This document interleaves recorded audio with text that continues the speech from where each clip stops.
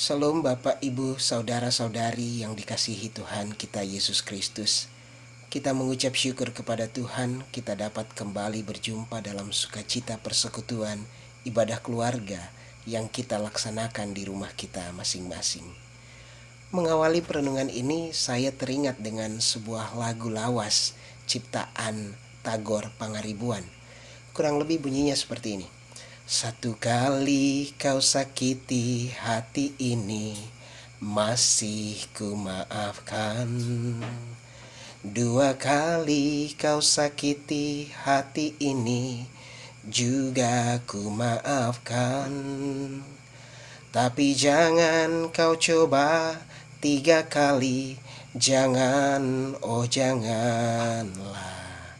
Cukuplah sudah, jangan kau ulang lagi. Ya, nyanyian ini mau bilang bahwa kalau sebagai manusia kita punya kesabaran. Satu kali buat kesalahan masih ada kali kedua, tapi belum tentu ada kali ketiga. Itu kalau secara manusiawi. Lalu kalau bicara firman Tuhan, bagaimana dengan Tuhan? Bapak, Ibu, Saudara-saudari sekalian, itu yang mau diangkat oleh firman Tuhan saat ini. Kita lihat di dalam ayatnya yang keempat, disampaikan di situ, beginilah firman Tuhan, karena 3 perbuatan jahat Yehuda, bahkan 4, aku tidak akan menarik kembali keputusanku.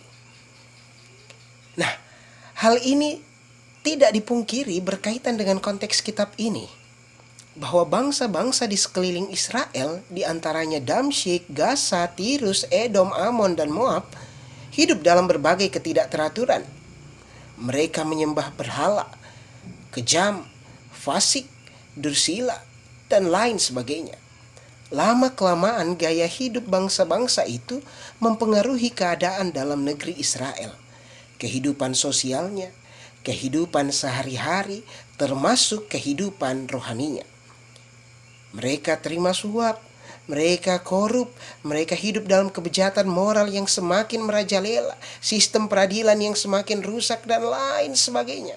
Ada begitu banyak pelanggaran yang dilakukan. Dalam situasi inilah, maka seorang peternak, dikatakan di situ, yang berasal dari kota kecil di Tekoa yang berjarak kurang lebih 20 km dari sebelah selatan Yerusalem, ia hadir untuk menyampaikan peringatan dari Tuhan. Ia adalah Amos. Ia adalah seorang yang setia, yang dipanggil dan diutus Allah untuk memperingatkan bangsa Israel, bangsa yang dikatakan dikasihi Allah, yang telah justru hidupnya menjauhi ketetapan-ketetapannya dan melanggar kekudusannya, supaya mereka segera bertobat. Maka demikianlah jika kita melihat dalam pasal sebelumnya, setelah Amos selesai dengan teriakan nubuatan terhadap musuh-musuh Israel, maka kemudian dia berbalik dan menyampaikan peringatan-peringatan yang sangat keras juga kepada bangsanya sendiri, yaitu Yehuda. Dalam pasalnya yang kedua ini, ancaman hukuman untuk bangsa Yehuda tidak jauh berbeda dengan bangsa-bangsa lainnya. Sebagai umat Allah, itu tidak berarti mereka beroleh pengecualian untuk segala kejahatan mereka. Karena seharusnya keberadaan sebagai umat itu nampak dalam sikap yang benar, sikap yang teratur sebagai identitas kehidupan mereka. Apalagi mereka memiliki pedoman yang tegas dan jelas, yaitu hukum Taurat. Seharusnya mereka bisa bertindak lebih baik daripada bangsa-bangsa lain yang tidak memilikinya. Tapi yang terjadi malah sebaliknya. Penulis mengatakan di ayat keempat bahwa Allah menegaskan tidak akan menarik kembali keputusannya. Atau dengan kata lain, sudah tidak ada pilih kasih dan pengampunan buat Yehuda. Kesalahan bangsa Yehuda bukan hanya terletak pada kegagalan mereka dalam menaati perintah-perintah Allah. Amos di sini juga melihat alasan di balik ketidaktaatan itu. Ayatnya yang keempat di situ berbunyi, oleh karena mereka telah menolak hukum Tuhan dan mereka tidak berpegang pada ketetapan-ketetapannya. Jadi, ketidaktaatan mereka bersumber dari penolakan mereka. Dari teks Ibrani-nya kata menolak itu bisa menyiratkan penolakan yang biasa atau yang menyiratkan penghinaan. Nah, ini sesuai dengan penggunaan kata yang sama kalau kita lihat di dalam pasalnya yang kelima ayatnya yang ke-21. Ada kata, aku membenci, aku menghinakan perayaanmu. Dari sini terlihat bahwa bangsa Yehuda memandang rendah atau menghina hukum Taurat. Bisa kita lihat ya, betapa dalamnya kesalahan bangsa Yehuda.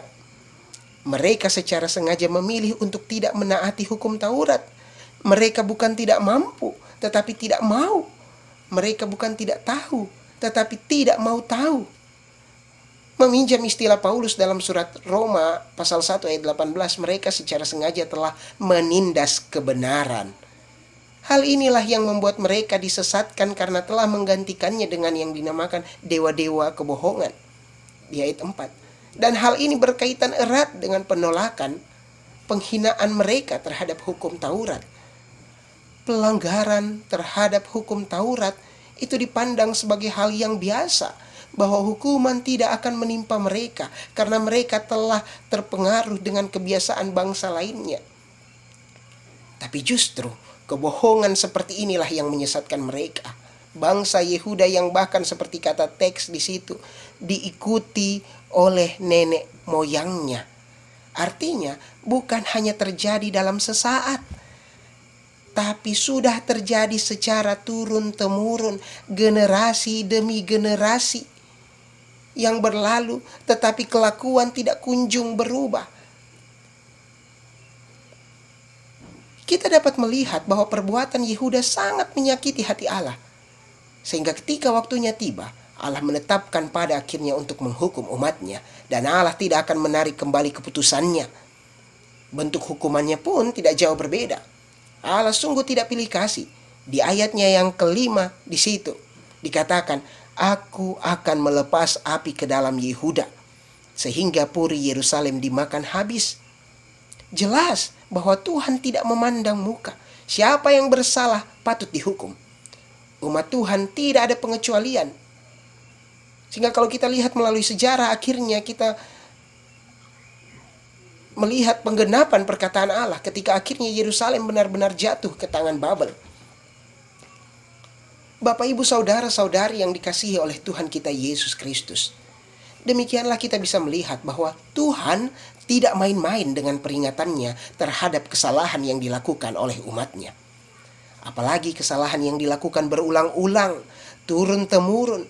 Bukan cuma satu kesalahan, tapi bahkan lebih dari itu.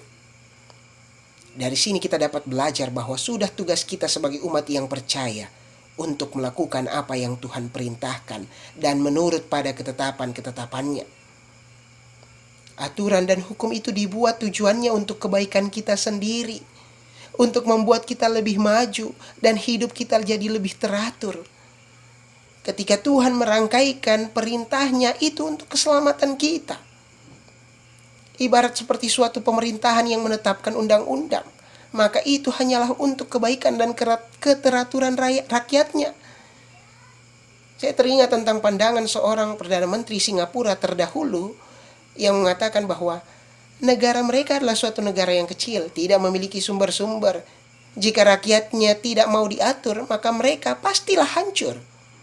Jadi jika mereka mau maju, bahkan hal sekecil apapun seperti membuang ludah atau sampah, itu haruslah diatur dan mereka haruslah menurut. Pada akhirnya apa yang terjadi, Ibu Bapak? Negara itu menjadi salah satu negara yang sangat maju dan diperhitungkan oleh orang-orang dari seluruh dunia. Umat Tuhan, memang situasi yang penuh dengan tantangan di tengah wabah pandemi COVID-19 ini membuat banyak hal seketika berubah. Dan bahkan penuh dengan keterbatasan yang mempengaruhi hampir semua lini kehidupan, bahkan hidup kerohanian sekalipun. Namun dari sini juga kita dapat belajar bahwa pergumulan hidup yang dihadapi, betapapun besar dan beratnya, tidak boleh membuat kita justru kehilangan semangat untuk bertemu dengan Tuhan. Bukan justru menolak atau menjauh darinya. Karena ini juga dapat dipandang sebagai kesempatan untuk kita dapat membangun hubungan yang jauh lebih dekat dengannya melalui ruang kehidupan yang lebih hangat dan akrab dengan keluarga kita masing-masing. Dari situ kita akan menyaksikan bagaimana Tuhan mengatur hidup kita dan merancang kebaikannya bagi kita. Umat Tuhan, secara khusus dalam minggu ini, ingatlah bahwa Tuhan melalui firman-Nya mengajak gereja dan segenap orang percaya untuk menjalani masa minggu pemuliaan Tuhan Yesus Kristus ini dengan sikap yang benar, yaitu kesediaan untuk menanti kedatangannya kembali dalam semangat kesetiaan dan ketaatan pada firman dan ketetapan-ketetapannya. Bukan justru lebih setia pada kesalahan dan pelanggaran-pelanggaran yang kita lakukan berulang-ulang. Umat Tuhan, kesadaran, pengakuan, tanpa adanya tindakan perubahan atau transformasi diri, hanya akan membuat diri kita sebagai manusia itu terjebak pada kesalahan yang sama di tengah-tengah godaan yang kuat. Karena itu yakinlah, Tuhan Yesus yang kita nantikan kedatangannya akan menghampiri ruang-ruang hidup manusia yang berlumur dengan dosa untuk menjadi bersih dan dipulihkan olehnya. Mari umat Tuhan, maknai masa minggu pemuliaan Tuhan ini dengan kesediaan kita untuk menempuh jalan baru yang penuh dengan ketaatan pada firman-Nya. Tuhan memberkati kita. Amin.